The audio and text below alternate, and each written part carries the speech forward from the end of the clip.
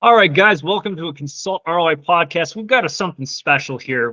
What we've just decided is we're going to do a series on how to be the most value-adding employee and also how to be the most value-added employer.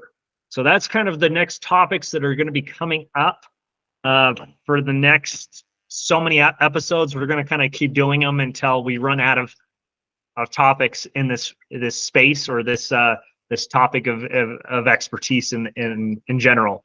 So each one we're going to keep very brief.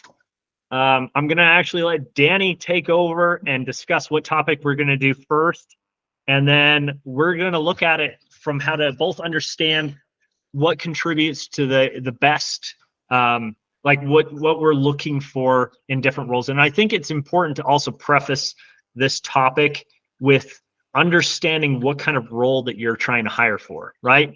Because if I'm hiring for McDonald's, right, or if I'm an employee at McDonald's, the role is and how I apply for that. So if I'm an employee trying to apply for that job versus me, so whether I'm applying for fast food versus a very high-end level executive position, or account manager or project manager or whatever the case may be, or even a C-level position, it's very drastically different on everything of how I'm going to approach, carry myself, how I'm going to do my resume, how I'm going to handle things on every level, and also what I'm looking for. So if I'm the employer of a fast food chain, right, I'm only looking for employees, frankly, for the most part, I know I'm going to have a high turnover, right? I know that I need a very simple, streamlined cog or wheel, and that will pump people in, train them as efficiently as possible to do the task, to get the job done, get them out, right? Or move them to a management position or whatever else, or keep them as long as they are. But chances are, like as you know, in fast food or any of the high turnover industry, you're typically only keeping somebody for a couple of years at most. Sure. Like that's the majority. And half of them, like half your employees will usually quit within the first 6 months. You get that, right? And so understanding that and understanding your industry and then applying the different prefaces or concepts that apply to your industry is going to be paramount in whether how much value or ROI you're going to really get out of this in this whole series. So that's the kind of the preface in that, and I really don't want to repeat it in every single one. So I'm gonna have to figure out how to do that for people that just jump in like halfway down the series. But yeah, that is something that we need to keep in mind, right? That we are trying to do moving forward. So we're going to focus on everything from culture to attitude to but at the end of the day, most of the advice is going to be built on building an empire, something that truly lives and is something that builds long-term results. There is little things that you can do for short-term results. For example, if I'm looking to sell my company in 6 months, that's going to drastically change my actions, how I do things, versus and basically I'm just getting things bundled up, streamlined, set up, and foundation principles put in to where it's the most sellable asset humanly possible, right? It's drastically different than, hey, I want this to still be around in the next 20 years. I want this to provide not only income for me, but for my kids and future generations and that.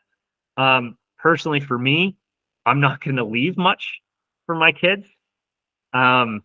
I am going to make sure that they have all their college paid for, that they have great experiences, that they have all these other things handled. But I also understand that it's paramount for me and as a parent to allow them to learn a lot of lessons of hard and appreciation for like the struggles in general of life and that. And it's my job just to set them up with the most success and the most opportunity and everything else. But it's not my job as a parent to hand them everything is on a golden platter, right? That actually does them a disservice substantially to me, and that is a father and human being in general. So that's How what else do they learn, right?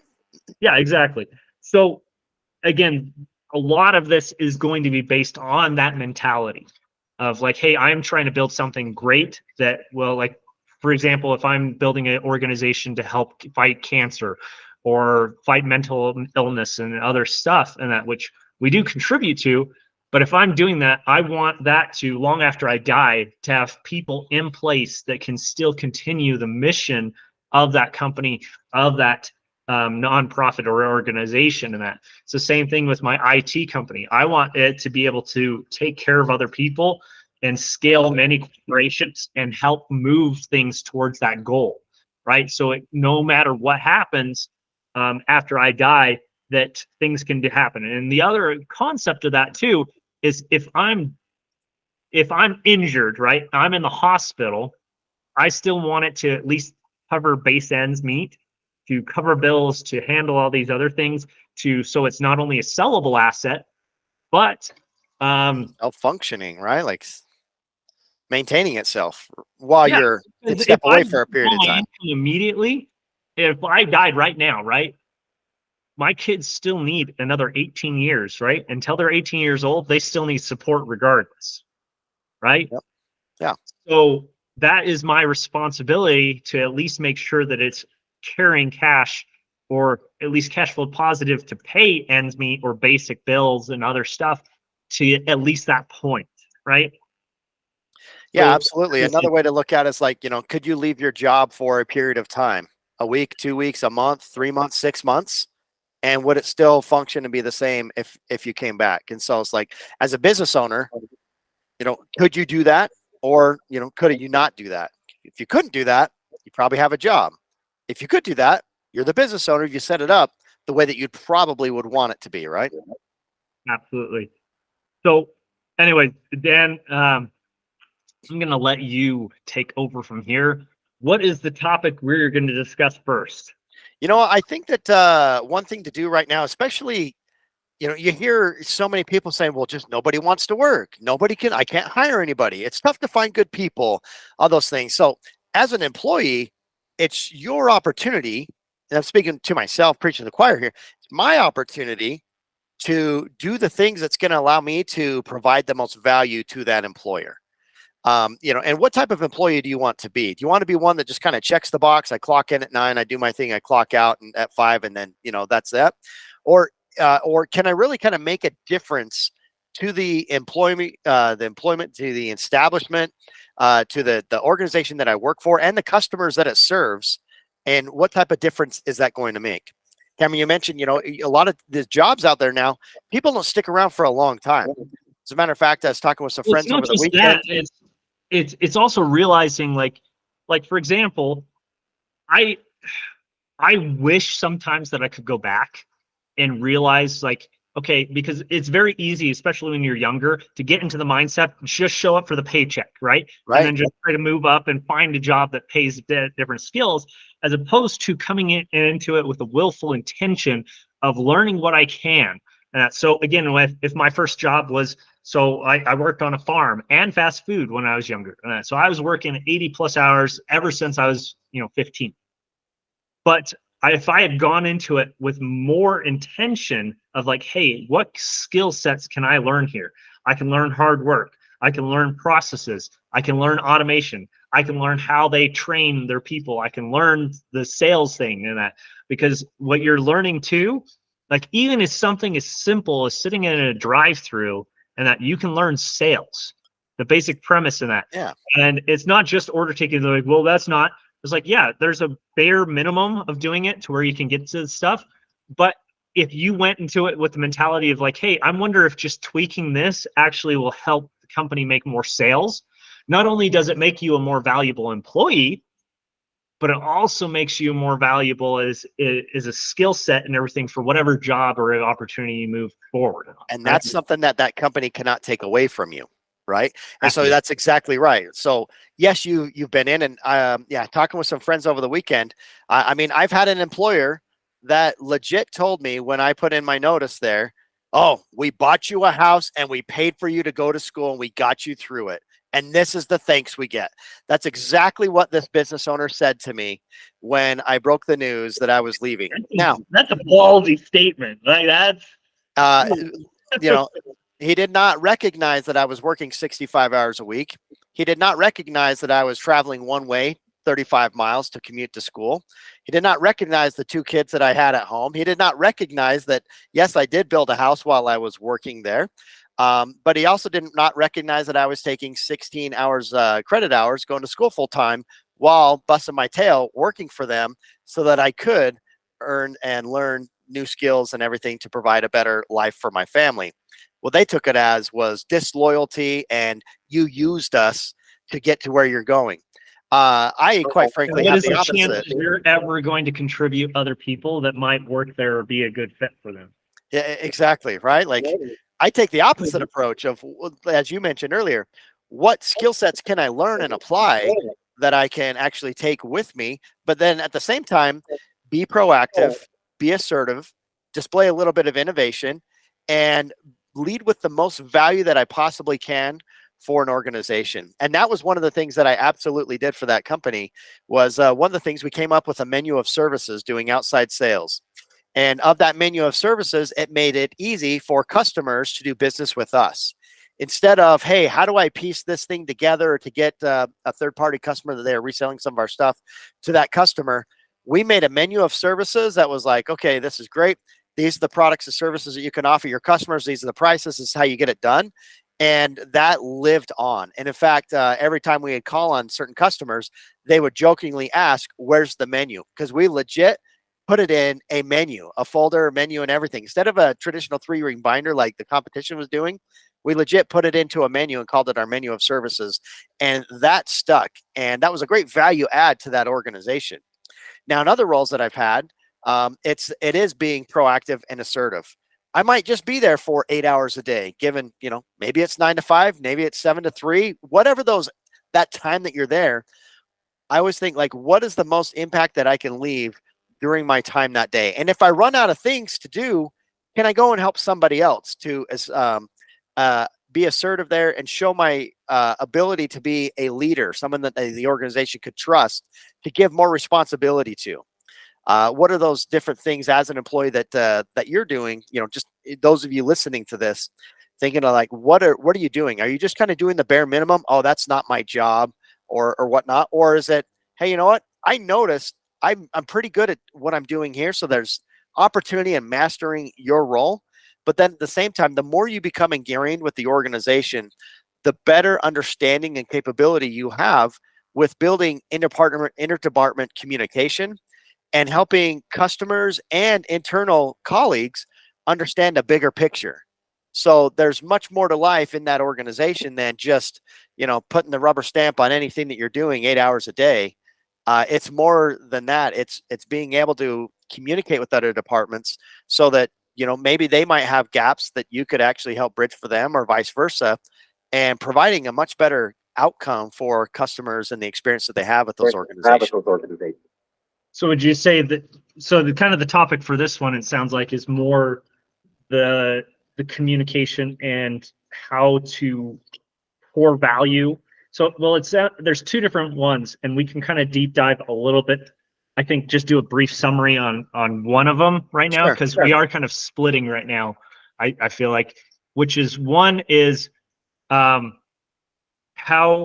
because there's definitely, I get it, like, especially when I've had employees, for example, who I have literally dumped tens of thousands, if not 50 grand plus into them, plus their pay, plus all this other stuff. And then as soon as they finally get their job done once correctly, and that, I like, they're already asking for a raise.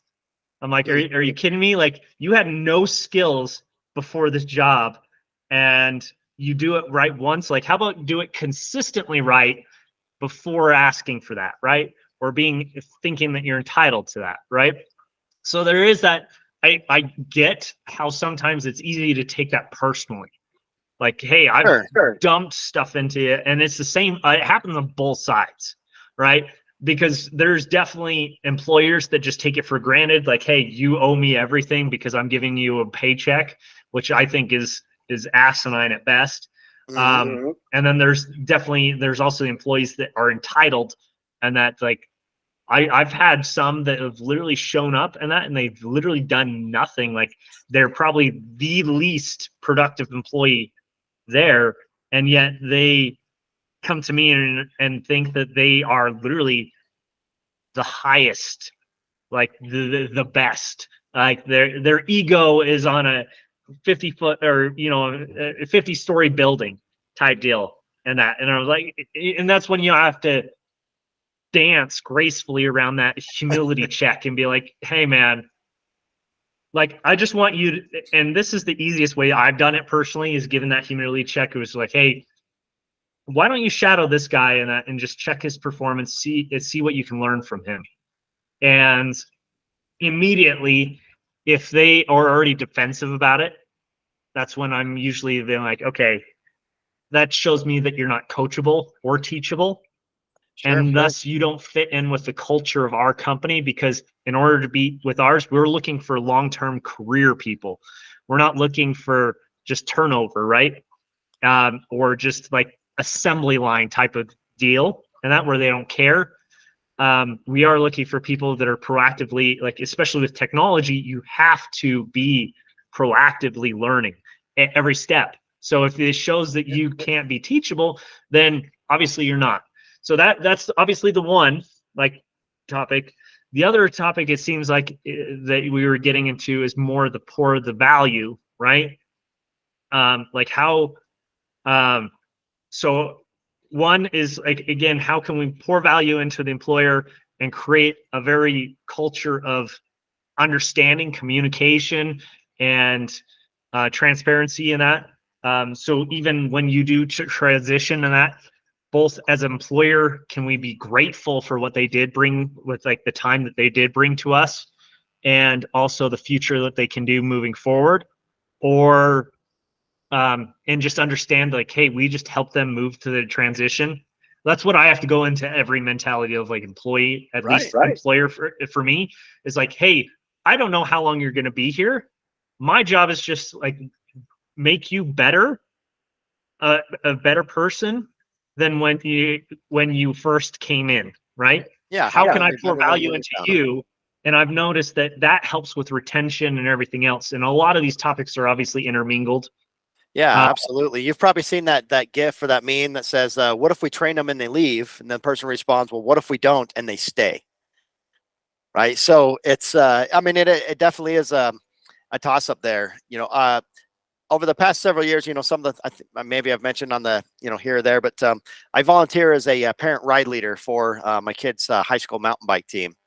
And a few years ago, there was these girls that were kind of younger in their mountain bike career and stuff, and they were with my group. And I'm not a fast rider. I just put it out there right there. I'm not fast and varsity speeds or anything like that.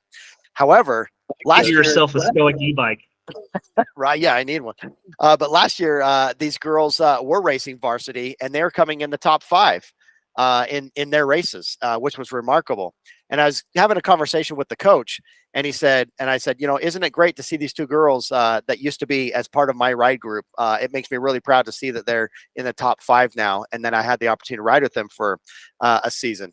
And he says, thanks for making it fun while they were there. And that's really kind of what I saw at that time, is like, I was able to provide a good enough experience for them so that they could surpass my capabilities and keep going as they get faster and faster, ultimately to be the top 5 rider, come in the top 5 of many of their races by their senior year, which was so awesome to see. But while they were there during that time, they were able to, they were able to have a good enough experience that they kept it going. And so, kind of to your point, to provide the experience or the tools, training, and resources that those employees need to be successful for what they need, and then the gaps that they might have, to provide that training for them so that they can ultimately eliminate the excuses that I don't know how to do that, but then at the same time build the confidence in having the tools, training, and resources that they do need to be successful. So maybe I think the best topic would be like, and we've covered this, I know, in previous episodes, but I honestly think like the best way to get good employees and also be a good employee is be good enough that your boss will ask you to train your replacement. And as a boss, how can you pour value into that person to where they can train their own replacements? Yeah, absolutely. Because that's going to reflect on them on what they're doing. And I think, yeah, I've mentioned that before as well. If you're not promotable, you're not replaceable, right? That thought there. If you're not promotable, if you're not replaceable, you're not promotable, I should say. I flipped that around. Yeah. And so you've got to be that replaceable there, right? But yeah, you've got to be able to be replaceable. But that kind of like sounds like it doesn't make sense, but it makes all the sense in the world if you're trying to provide that value as an employee to the organization. Give me more. Well, you also have to look at it as like, and get a reality check. Is the job you're at a long-term lifetime career, or is it a stepping stone to get you to your end goal? Yeah, absolutely. And what exactly does that look like? And I'd be willing to bet that most people don't know. Most people absolutely don't know. And they're just go back to our mind mapping. Exactly. That's exactly right. Go back to that. And if you missed that episode, go back and check that episode out of like what that looks like for you and where you want to go. Build an execution plan, execute on the plan consistently, gain consistent results. Consistent processes equals consistent results. Yes, there you absolutely. Go. 100%. Hey, don't give all the episode away, but or not. But you need to listen to it, and you actually need to write it down. And that, because honestly, just again, those episodes that we've had, if you actually understand what we're telling you, it will change your life. And I can't emphasize that enough. It will change your life for the better. It will give you clarity in your life. It will give you direction in your life, and it will give you the best. So here's the best synopsis. Even so, I'll equate this to military and even guys with PTSD, which are like, just bear with me, okay? So when you are dealing with that, when you're in military or anything else, you have a mission, you always have a directive, you have roles and everything that you have a very clear expectation for the most part. Okay. I know that there's going to be a couple guys that'll be like, oh no, none of the COs know their butt from a hole in the ground. That it may be true, but you still know the directive, and that you still have clear orders that you're given. You might not always understand them, not always agree with them, but you at least knew what you were doing, and to for the most part, right? It's the same thing in your job or anything. If you have no directive, if you have no direction, if you have no camaraderie, if you have no common goals or anything else, things are going to fall apart. And that's the same difference. So again, if you had a really bad CO, or which is an officer, essentially, if you had a really bad officer that didn't know his butt from a hole in the ground, got fresh out of ROTC, and really had no real world experience, that was always a difficult place to be in, right? But when you had a unit with guys that had experience, they had a goal, they had clear expectations, and you knew exactly what they expected at any given time. You also knew what was, not only what was expected of you, but you also knew that who you were following had your back, right? Yeah. And even in a very crappy situation, if you knew that, it didn't matter what he said. Like, everybody followed without question. It's the same thing in here, because at heart, and that we are all creatures of habit. We all want reliability. We want consistency. We want a passion, and we want to know that we're taken care of. Yeah, absolutely. Right. And you're kind of having your most basic needs met, by, as an employer, by the employer, for those needs that you're needing fulfilled there. And so, yeah, to me, it kind of comes down to just being a little bit proactive and assertive, and taking that initiative to find those opportunities to lead with value with your employer and the work that you're doing, so that by the time that, it does come to, move on from the organization or to move up, those people are going to say, you know what, you've done a phenomenal job. And some of those employers are going to have that mindset and appreciate that, and others aren't. I've experienced both. Yeah. Absolutely. Well, and the thing is if you don't take it, like, you cannot take that personally. I understand, especially when you're first doing it, it's very easy to take all the effort, the money, and everything else that you're investing in somebody personally. However, you can't do that. You have to understand, like, they have to make their own life. They have their own mission, their own calling. They're still trying to figure out life. Just because, like, you have your calling in that, you have something you're passionate about, they're still trying to find what they're passionate about, right? And if you're doing something you hate, then why are you forcing them to do something you hate in the first place? Yeah. What does your example show, right? What type of leader are you?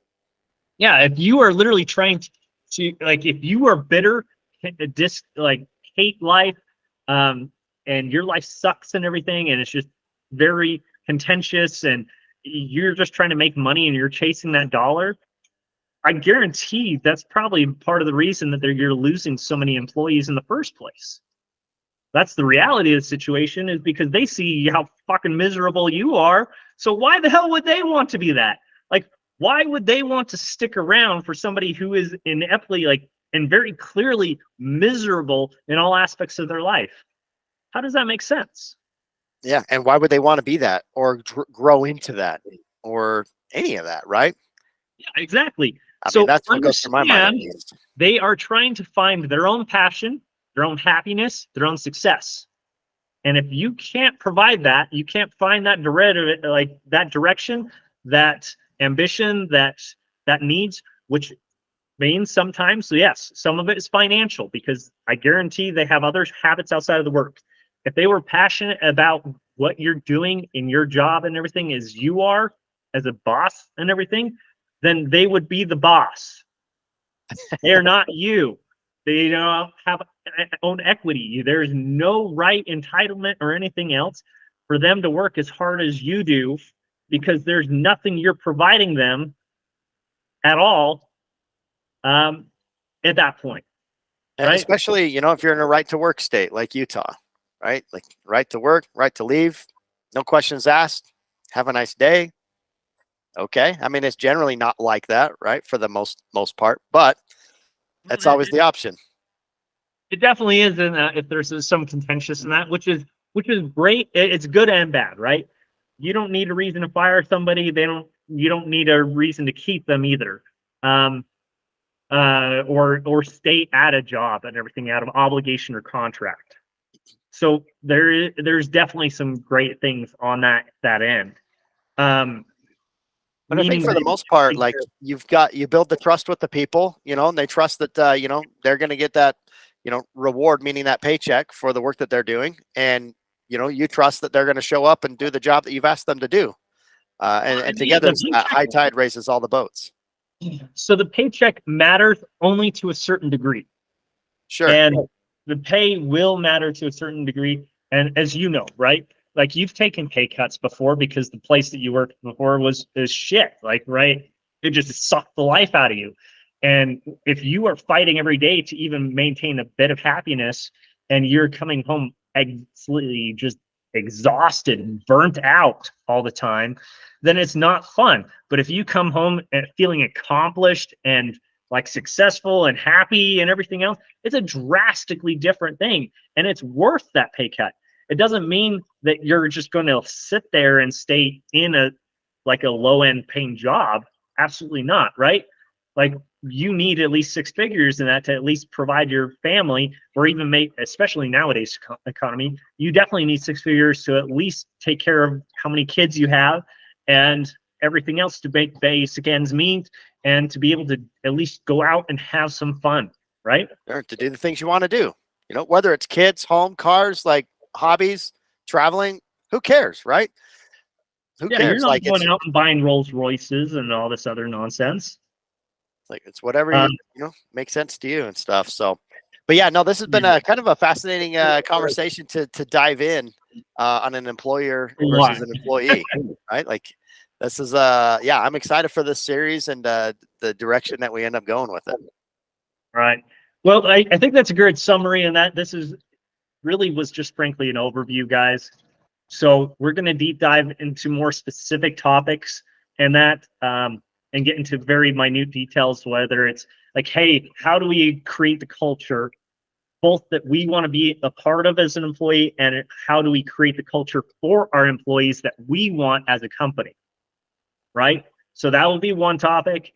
We'll do another topic of like, how can we instill or incentivize employees to be proactive in their job or role, right? Just as much as how can we be proactive in the role to where we can be recognized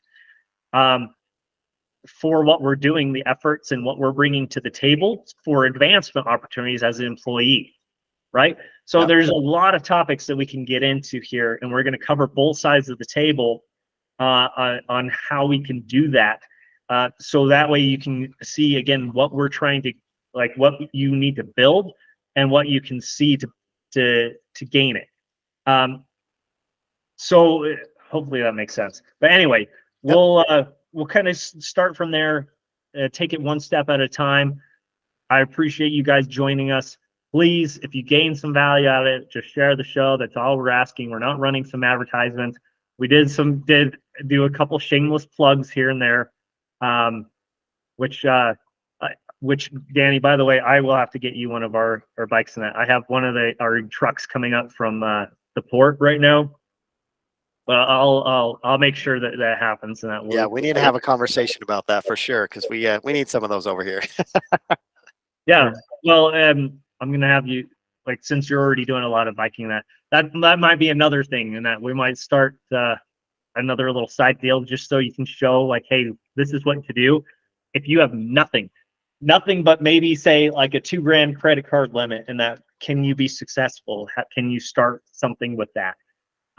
Or whatever else. And because one of the side ventures that, like, I have an e-bike company, and I already know with some of the resort towns going on and that, having some rental bikes in those areas would just be like day in and day out.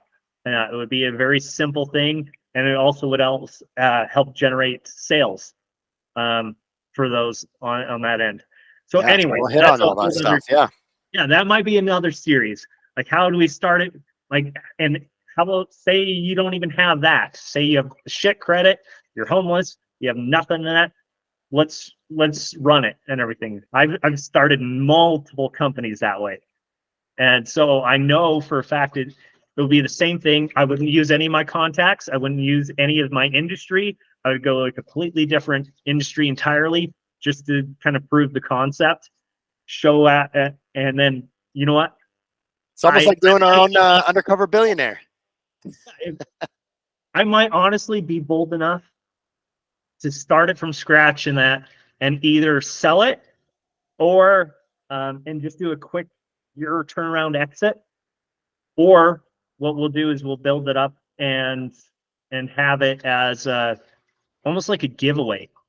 Like, we'll just give equity to somebody that is a listener that's actually, and as long as you've shown that you've instilled some of the values and everything else, I will literally gift you the entire company, and that is part of it. So if that's something you want to see, then you better start commenting and sharing our freaking posts.